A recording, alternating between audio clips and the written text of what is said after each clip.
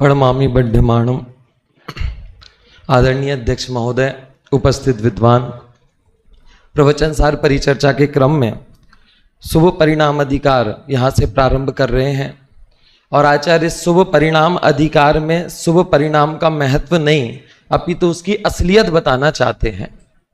असलियत मतलब असलियत तो ज्ञान अधिकार में ज्ञान की भी बताई थी, सुख की भी बताई थी, पर यहाँ असलियत मतलब उसका काला सच बताना चाहते हैं। उसके नाम पर जो भ्रष्टाचार किया जा रहा है उस बात को यहाँ पर वह समझा रहे हैं।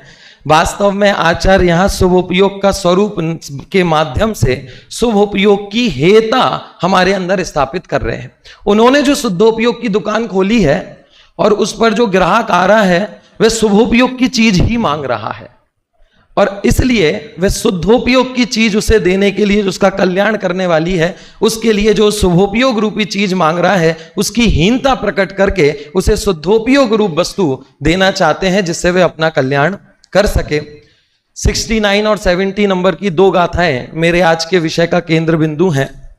पहली गाथा में आचार्य ने कहा कि जो देव पूजा, देव यति गुरु की पूजा में, सुशील में, दान आदि में, उपवास आदि में रक्त है वह आत्मा शुद्धोपयोगी है। और दूसरी गाथा में आचार्य ने कहा कि इस शुद्धोपयोग के फल में वह जीव त्रियंच मनुष्य और देव गतियों को प्राप्त करके वहां उत्पन्न होकर जितने काल वहां पर रहता है वहां पर इंद्रिय सुखों को प्राप्त करता है। यह तो हो गया मेरे गोष्ठी का विषय कि यह हमें समझना है। यहां पर शुभोपयोग किसे कहा जाए तो उसमें उन्होंने देव लिए, यति लिए, गुरु लिए, व्रत लिए, उपवास लिए, सील लिया, दान लिया आदि अनेक चीजें ली। इसमें अनेक प्रश्न उठ सकते हैं कि उन्होंने शास्त्र क्यों नहीं लिया, यति और गुरु दो ही क्यों लिए। तो इन प्रश्नों का कोई औचित्य नहीं है। क्यों नहीं है? क्योंकि आचार्य यहां शुद्धोपयोग किससे होता है वो बताना उनका प्रयोजन नहीं है, शुद्धोपयोग के फल को बताना ही उनका मुख्य प्रयोजन है। वो तो शुद्धोपयोग का फल कह रहे हैं। और शुभोपयोग जो होता है, सॉरी मैंने शुद्धोपयोग बोला, शुभोपयोग जो होता है वो अनेक कारणों से होता है। तो आचार्य को जहां जो कारण उन्होंने एक लाइन में कहने थे वह कारण उन्होंने कह दिए।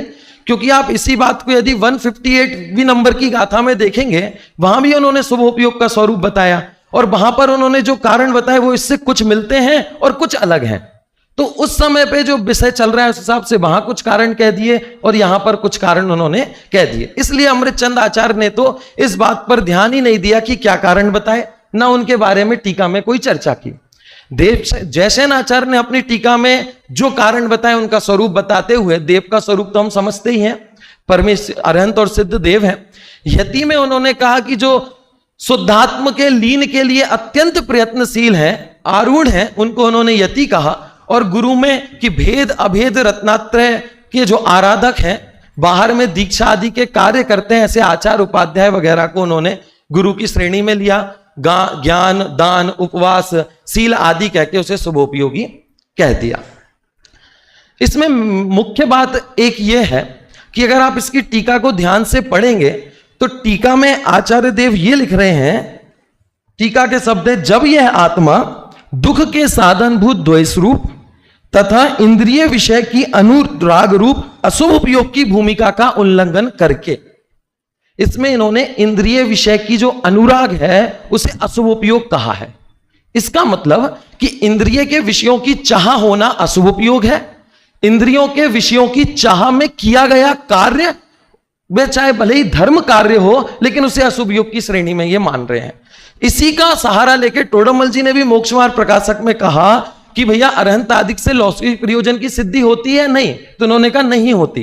क्यों नहीं होती? क्योंकि लौकिक प्रयोजन की चाह से यदि अरहंत आदि की सिद्धि पूजा करता है, अर्चना करता है, तो उसे लौकिक सिद्धि नहीं होती।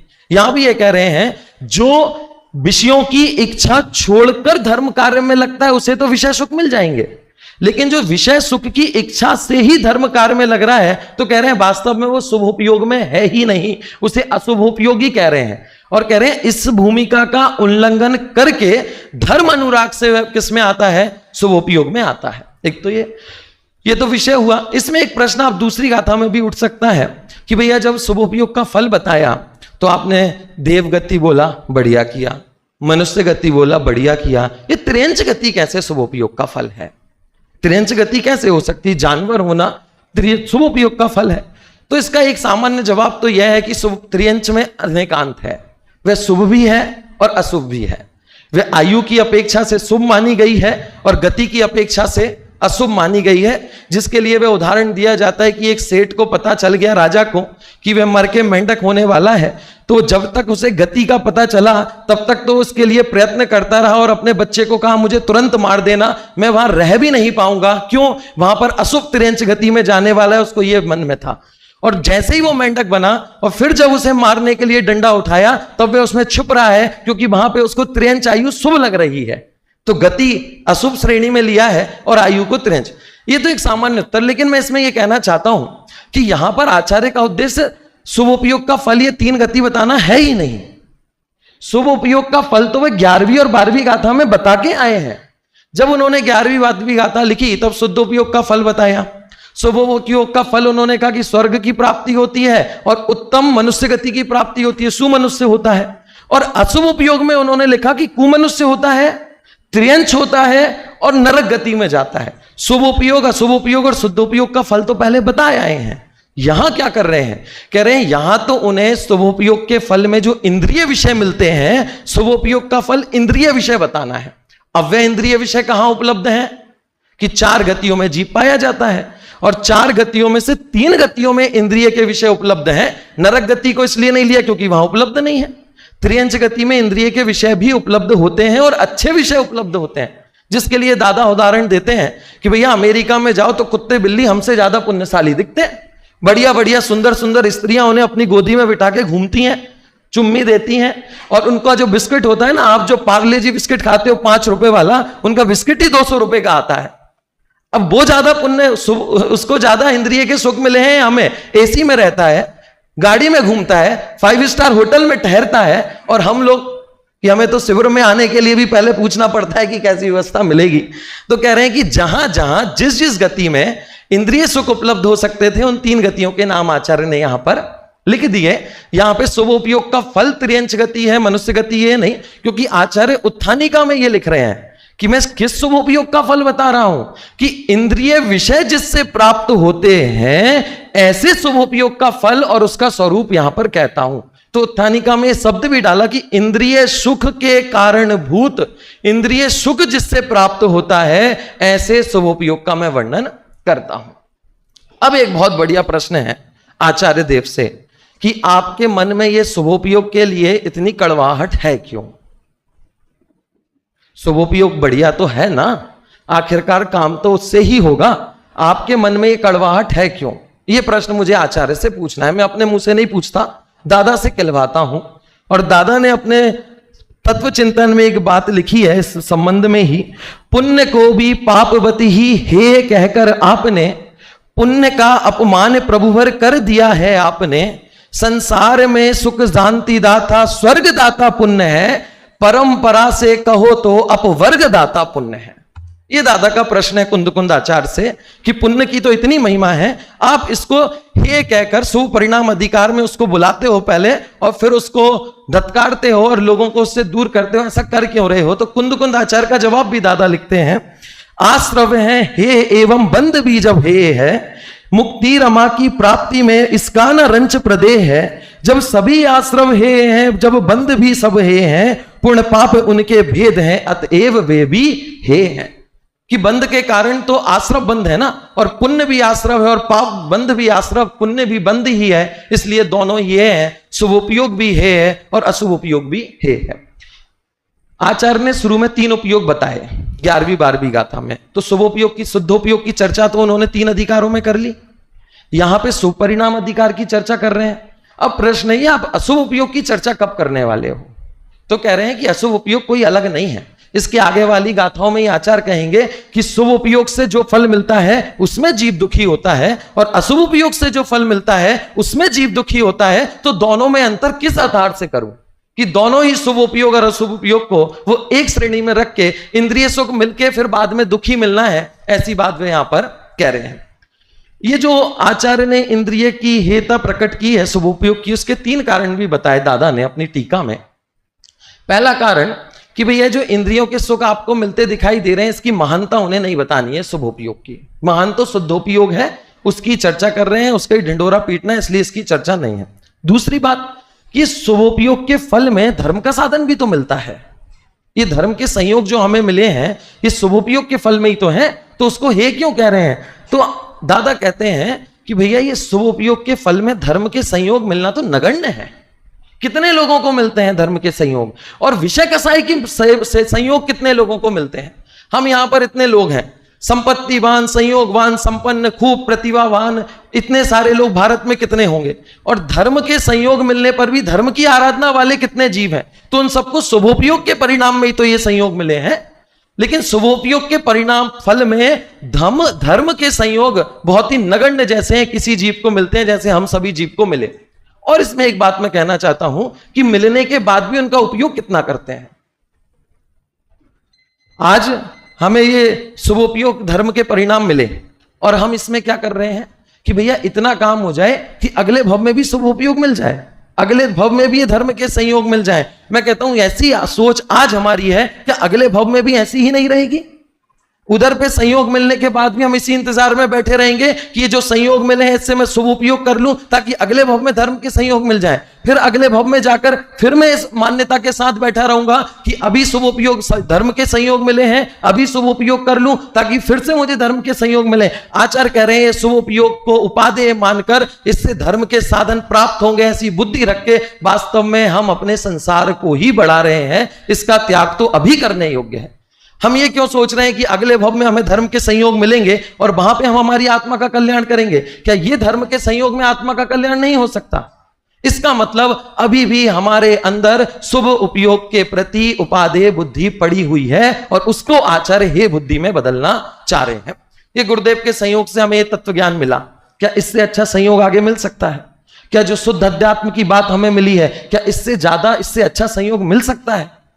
हम इस पुण्य कमा कमा के इससे अच्छा संयोग ढूंढना चाहते हैं, इस संयोग में क्यों नहीं कर लेना चाहते? आचार्य का प्रश्न तो यह है कि जो संयोग अभी मिला है उसमें करो, आगे फिर से संयोग ढूंढने की बात क्यों करते हो? देवगति में जब स्वर्ग में चर्चा करते हैं ना तो सोचते हैं देवगति में तो संयम नहीं है, मनुष्य गति में जाएंगे तो संयम धारण करेंगे, जिन मुद्रा अंगीकार करेंगे, मुनि धर्म अंगीकार करेंगे, और देवगति से मनुष्य गति में आ जाते हैं। यहां आकर कितने देव मुनि दीक्षा अंगीकार करते हैं, उनके परिणाम बदल जाते हैं। फिर क्या सोचते हैं कि मनुष्य कुछ मिला है तो कुछ ऐसा काम कर ले कि देवगति में चल जाए और वहां धर्म का संयोग मिला रहेगा। फिर देवगति में विचार करता है कि मनुष्य गति में आ जाएंगे और जिन मुनि अंगीकार कर लेंगे, जिन दीक्षा अंगीकार कर लेंगे। आचार्य कह रहे हैं शुभ उपयोग के नाम से भ्रष्टाचार फैला रखा है। इसलिए पहले मैंने वो शब्द बोला क्योंकि आचार्य इसलिए इतना जोर देकर इस शुभ उपयोग को हमसे दूर करना चाहते हैं। युगल जी की एक बहुत अच्छी पंक्ति है पुण्य पाप के संदर्भ में ही, वह पढ़ना चाहूंगा। अरे पाप की मदमाती काली रातों में तुम बेहोश पड़े मद पी पी कर जहरीले। कि पाप की मदमाती रातों में तो तुम बेहोश पड़े रहे, और कि और पुण्य के मधुर दास की धवल निशा में, और जब पुण्य का उदय आया, धवल निशा हुई, तब तुमने क्या किया? तूने अपना रूप निहारा ओ गर्वीले। क्या हे गर्वीले कि ऐसा पुण्य का उदय आने पर भी, शुभ उपयोग से इंद्रिय सुख मिलने पर भी क्या तुमने अपना रूप निखारने का प्रयत्न किया है? कह रहे हैं कि नहीं किया। तो ये शुभ उपयोग भी वास्तव में हमारे लिए हे ही है, ऐसा इस अधिकार में आचार्य कहना चाहते हैं। और इस बात को इसलिए आदरणीय दादा ने मंगलाचरण के रूप में ही प्रस्तुत किया।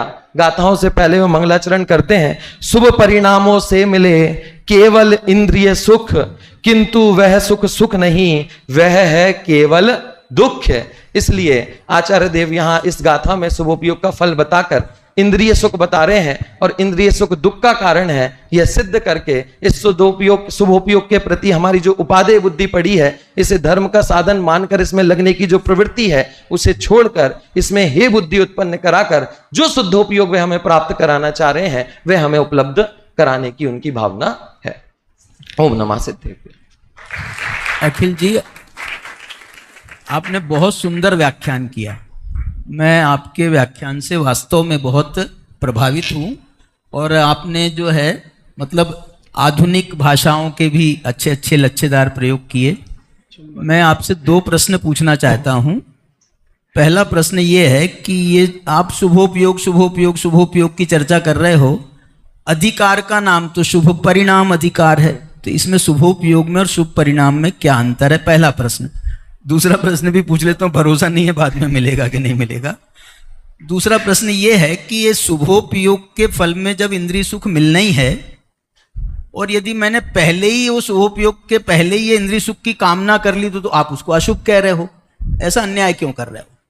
पहला प्रश्न कि यहां पर इस प्रकरण में आचार्य ने जो शुभ उपयोग और शुभ परिणाम या शुभ भाव कहा है, वहां पर उसका अर्थ एक ही लेना है। इस प्रकरण में कई अलग अलग अपेक्षाओं से देखते हैं तो शुभ भाव और शुभ परिणाम शुभ उपयोग का अंतर आपको मिल भी सकता है कि शुभ भाव अलग चीज है और शुभ उपयोग अलग चीज है। चूंकि इस प्रकरण में दोनों का मतलब एक है, इसलिए अधिकार में भी वही लिख रहे हैं और विषय वस्तु में भी शुभोपयोग कह रहे हैं, चलेगा। अमृतचंद आचार्य ने भी यही कहा, कहीं पर शुभ परिणाम लिखा है और कहीं पर शुभ उपयोग लिखा है। दोनों शब्दों के प्रयोग इन्होंने यहां पर किए हैं। ये तो पहली बात।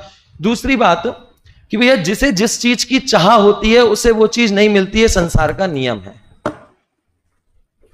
मोक्ष उसे ही मिलता है जो मोक्ष की चाह नहीं रखता, सर्वार्थ सिद्धि उसे ही मिलती है जो सर्वार्थ सिद्धि की चाह नहीं रखता। आप चाह रख के सर्वार्थ सिद्धि प्राप्त नहीं कर सकते, आप चाह करके शुद्धोपयोग प्राप्त नहीं कर सकते। तो जिस चीज की चाह रख रहे हो मतलब वो आसक्ति है, आसक्ति होने से वह हे है, संसार का कारण है, इसलिए किसी चीज की भी चाह हो वह आसक्ति होने से उसे अशुभ उपयोग में ही लिया जाएगा। निदान में प्रायः चाह की जाती है और वो मिलता है। भाई जैसे लोगों जो भी नारायण प्रतिनारायण बने, उन्होंने निदान किया था पिछले भाव में और उसे उन्हें मिल गया, तो वो सिद्धांत कहाँ रहा? पंडित टोडरमल जी ने मोक्ष मार्ग प्रकाशक में लौकिक प्रयोजनों की पूर्ति भी अनंतादिक से होती है, यह भी स्पष्ट किया ही है ना। तो इसे हम सर्वथा निषेध कैसे कर सकते कि जो चाहते हैं वो कभी नहीं मिलेगा? निदान की चर्चा की, लेकिन निदान को तो सदैव जिनवाणी में अयोग्य ही बताया ना, करने की प्रेरणा तो दी नहीं, उसके फल में मिल गया। लेकिन फिर भी उन्होंने उस निदान को तो अशुभ उपयोग में ही रखा है, उसकी प्रशंसा नहीं की है, उसे बुरा ही बता के बंद का कारण ही बताया। अब इसका जवाब तो मैं मतलब उसके फल में उनको 2-4 को मिल जाता है, तो इसका तो कोई आप बताएं। अध्यक्ष महोदय तो बता ही देंगे। बहुत अच्छा।